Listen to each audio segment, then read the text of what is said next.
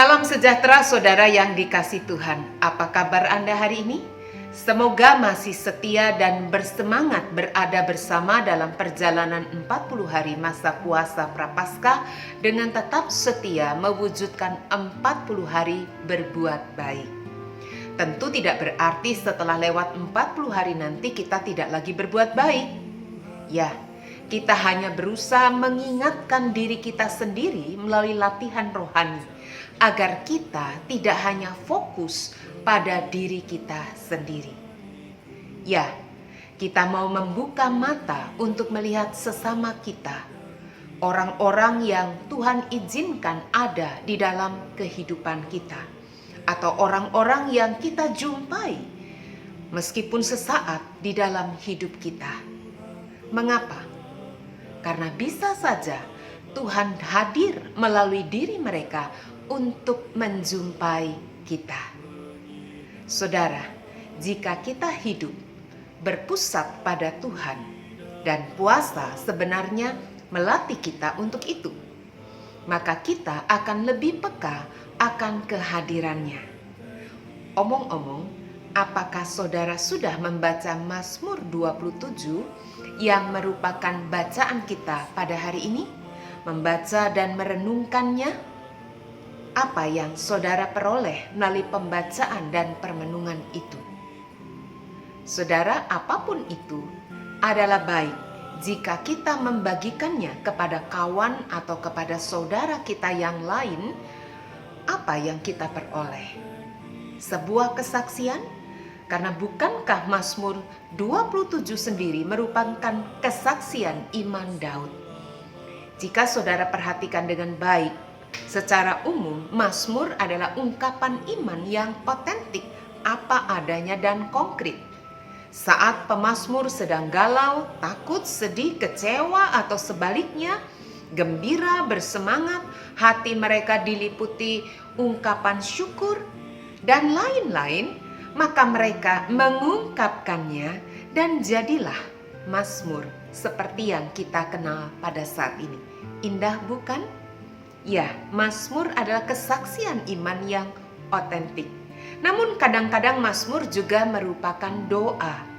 Ini pun berangkat dari pengalaman hidup secara konkret yang dipadukan bersama dengan iman. Nah, saya ingin berbagi apa yang saya temukan dari Mazmur 27 hari ini. Saya mengingat justru bagaimana Daud ketika mengalami aniaya dan hendak dibunuh oleh Saul hanya karena Saul iri hati.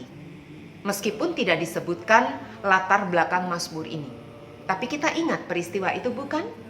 Ya, Daud adalah korban yang patut dikasihani. 1 Samuel 22 mencatat saat itu Daud bersembunyi di gua Adulam. Nah, menariknya justru saat dimana Daud sedang terpuruk dan membutuhkan pertolongan, malah ada banyak orang yang justru datang kepadanya untuk berlindung alias meminta pertolongan.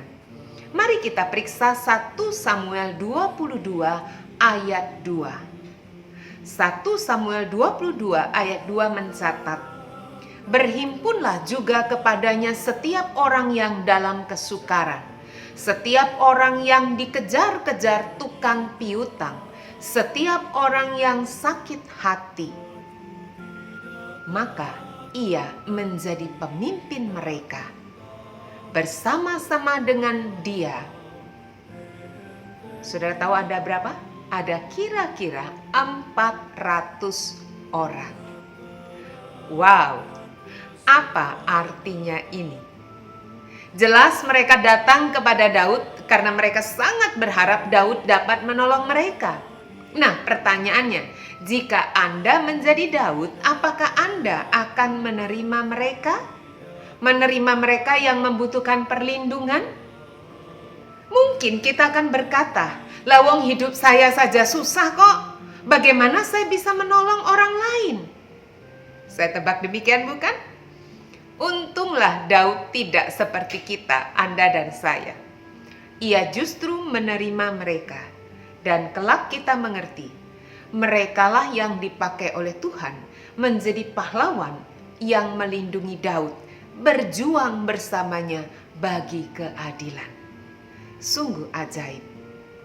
Daud mengatakan, Tuhan adalah terangku dan keselamatanku. Kesaksian iman yang nyata. Dan betapa berartinya kesaksian iman Daud ini bagi kita pada saat ini. Betul, saudara? Kita pasti berharap kalimat ini berlaku juga bagi diri kita. Kita boleh menyebut nama kita sebagai pengganti kata aku. Misalnya, Tuhan adalah terang Linda, kalau itu saya. Saudara bisa ganti dengan nama Anda. Namun sementara itu, saudara, mari kita juga ingat, Tuhan tidak menciptakan keajaiban sementara kita berpangku tangan tidak berbuat apa-apa. Ya, kita juga harus melakukan bagian kita. Apa itu? Mari kita cari. Apakah saudara bersedia? Ya, mari kita lanjutkan. Hari-hari berbuat kebajikan di sepanjang hidup kita. Disitulah Tuhan hadir menjadi terang dan keselamatan kita. Mari kita berdoa. Ya Tuhan, bukakanlah mata kami untuk melihat kehadiran Tuhan secara nyata dalam hidup kami. Melalui pengalaman hidup kami, melalui peristiwa, melalui orang-orang yang Tuhan izinkan ada dalam hidup kami. Biarlah kami melihat Tuhan begitu dekat. Kami membuka mata, bahkan membuka hati juga bagi mereka. Bantulah kami Tuhan untuk melihat tangan pertolongan Tuhan nyata. Tuhan adalah terangku dan keselamatanku.